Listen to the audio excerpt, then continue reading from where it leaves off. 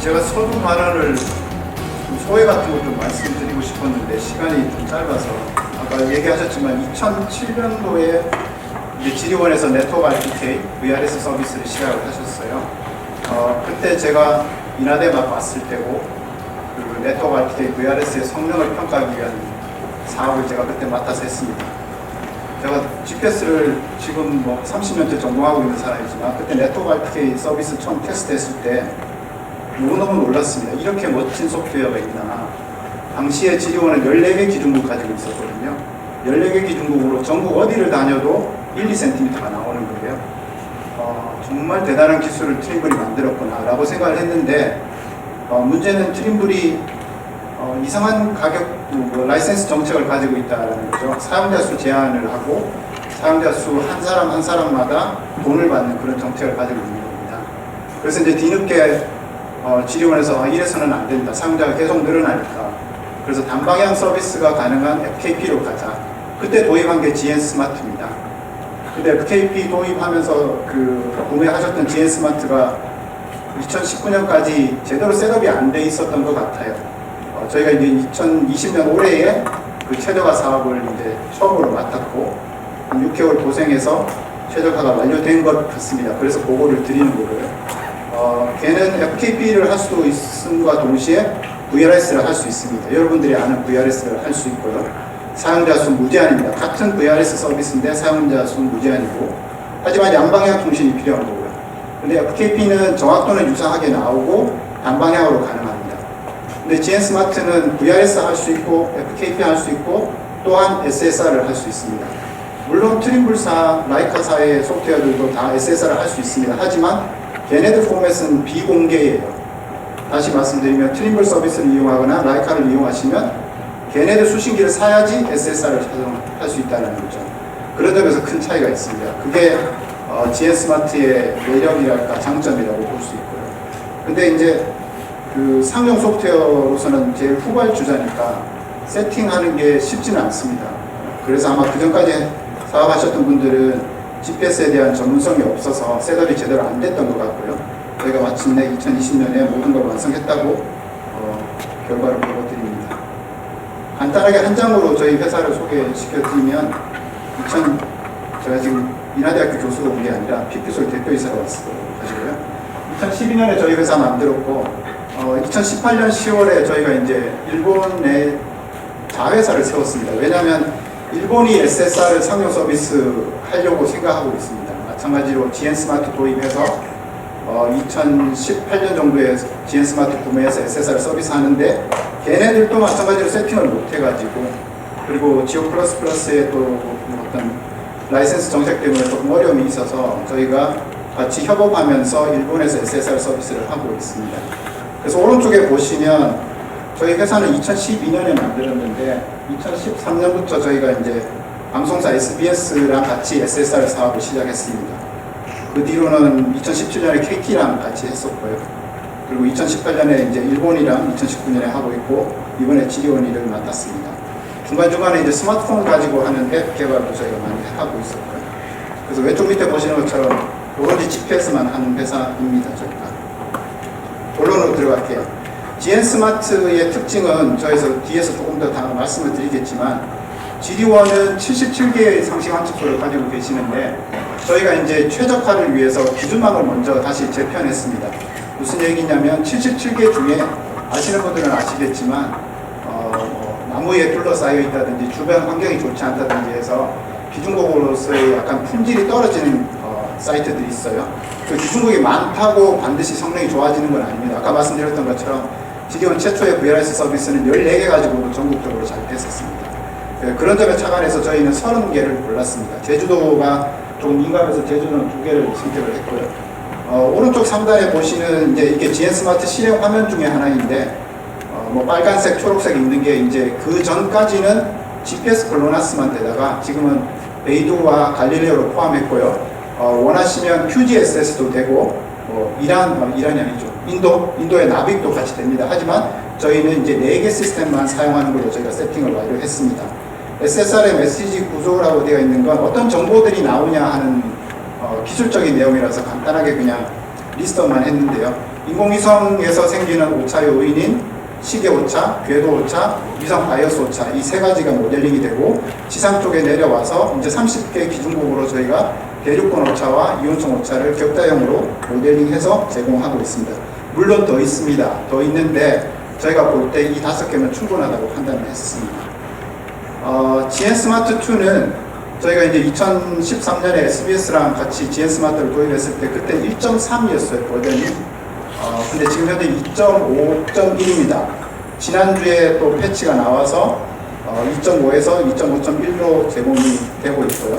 근데 말씀드렸던 것처럼 SSR도 할 수 있으면서 VRS, FKP가 동시에 되는 소프트웨어라고 생각하시면 되고요. 서포팅 GPS 글로나스 말씀드리는 거는 아까 언급드렸던 4개 글로벌 시스템이 되고 로컬 시스템인 QGSS랑 그 다음에 인도의 나비까지도 같이 포함한다는 거고 올 시그널스라고 되어 있는 건 저도 이번에 세팅하면서 보니까 주파수가 종류가 너무너무 많습니다.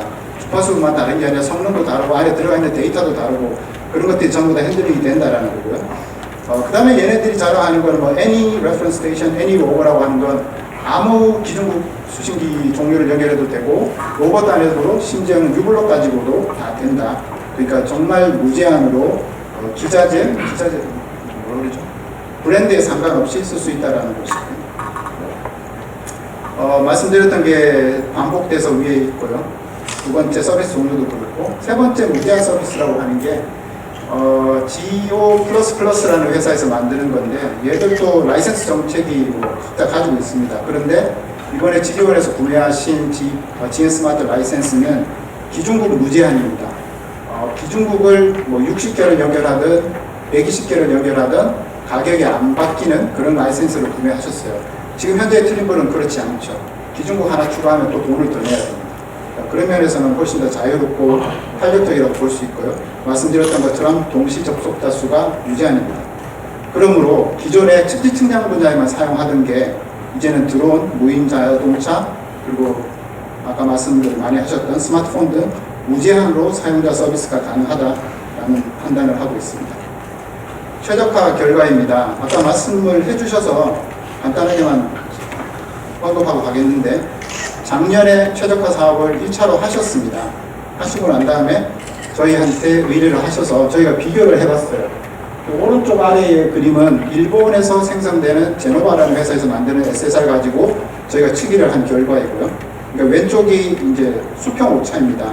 0에서부터 2m까지 보여지고 있고요. 일본 거는 저희가 60개 이상 데이터를 세트를 테스트했을 때 아주 스무드하고 일관성 있게 정확도가 10cm 정도로 수렴하는 반면에 당시의 지리원 서비스는 성능이 훨씬 나빴습니다. 그래서 이걸 저희가 이제 2020년에 최적화 사업을 해서요. 현재로는 아래쪽에 보시는 것처럼 일본과 같이 거의 동등한 성능이 나옵니다. 그래서 그걸 기반으로 이제 다다음 주 정도 되나요? 10월 19일에 공식 서비스가 시작되는 순간입니다. 그 내용은 과제에 이제 과학 지시서를 저희가 적어 놓은 것인데 첫 번째가 이제 기준만 구성해서 최적화하자. 두 번째가 품질 검사를 좀 해보자. 우리가 VRS 써보시면 아시겠지만 VRS 가끔 튑니다. 수센치 이상 오차가 날 때가 있고요. 하지만 사용자는 판단할 기준이 없어요. 이게 좋은 성능을 지금 내고 있는 지표 이런 게 없다라는 거죠. 그래서 지표를 만드는 연구를 저희가 했었고요. 그 다음에 활용 방안 확대를 저희가 했었습니다. 제일 궁금하실 내용일 것 같은데 성능 테스트를 저희가 4가지 측면에서 정리를 했습니다. 훨씬 더 많은 테스트를 했는데 몇 가지만 보여드릴게요. 첫 번째는 관측 지역별 성능 테스트입니다. 어떤 의미냐면 이게 서울 경기 지역에서는 잘 되고 경상도에서는 잘 안 되느냐 혹은 제주도에서는 어떠냐 이런 식으로 전국적으로 균일한 정확도가 나오는지를 체크를 했고요. 저희가 대상으로 하는 건 민간 측량업을 종사하시는 분들이 아니라 싱글 프리퀀시를 가지는 1주파 저가의 수신기를 가지는 분들을 대상으로 해서 1주파를 테스트해본 결과 평균적으로 한 12cm 정도 나오고요. 여기는 SSR의 특징이 보통은 수직이 한 3배 정도 안 좋다라고 알고 계시는데 SSR을 이용하시면 거의 동등한 정확도가 나옵니다. 그래서 한 10cm 내외의 정확도를 저희가 얻을 수 있었고요. 그 다음에 장비별 테스트입니다. 장비별 테스트라는 이야기는 1주파, 2주파, 스마트폰에서 어느 정도 정확도가 나오느냐의 문제이고요. 제가 그 노란색으로 표시해 놓은 게 뭐냐면 제가 시간이 없어서 충분히 설명을 못 드릴 것 같아서 짧게만 말씀드리는데 SSR을 가지고 사용하고 싶은 사무자들이 많은데 근데 내가 가진 수신기는 5년 전에 구매한 거예요. 얘는 SSR을 이해하지 못하는 수신기예요 라고 생각하실 수 있죠. 그래서 기존의 수신기가 SSR을 사용할 수 있게 만드는 게 SSR to OBS입니다. 그러니까 SSR 메시지를 기존의 OSR 방식의 오브저베이션으로 바꾸는 거예요. 그래서 저희가 2주파도 같이 테스트를 했습니다.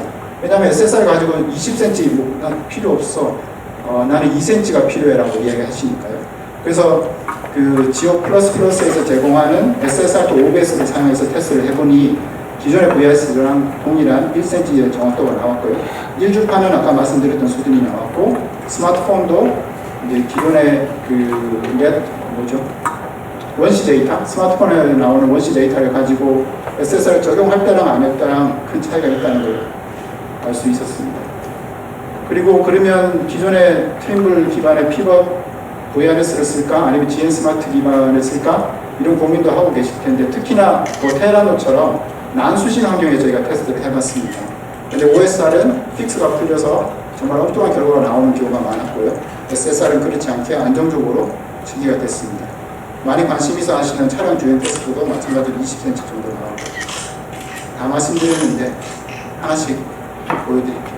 지역별 테스트입니다. 그래서 서울, 강원, 충청, 경상 이런 정도의 처리를 했고 데이터를 말씀드렸던 것처럼 1주파로 저희가 성능 테스트를 했습니다.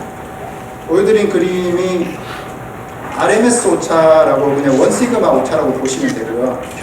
수평으로 예를 들어서 강원도의 동해를 보시면 수평으로 9cm, 수직으로 11cm가 나왔다는 것이고요. 근데 이제 이 좀 특이한 게 스탠다드 디비에이션이 매우 낮아요. 그러니까 약간 바이어스가 낀 상태로 수렴은 하는데 그 프리시전은 아주 높다라고 이해를 해주시면 될 것 같고요. 그 다음에 저희가 이제 동그라미가 땡땡땡 쳐져 있는 게 뭐냐면 SSR을 공격하시는, SSR을 싫어하시는 분들이 자주 말씀하시는 게 얘는 수렴 속도가 느려.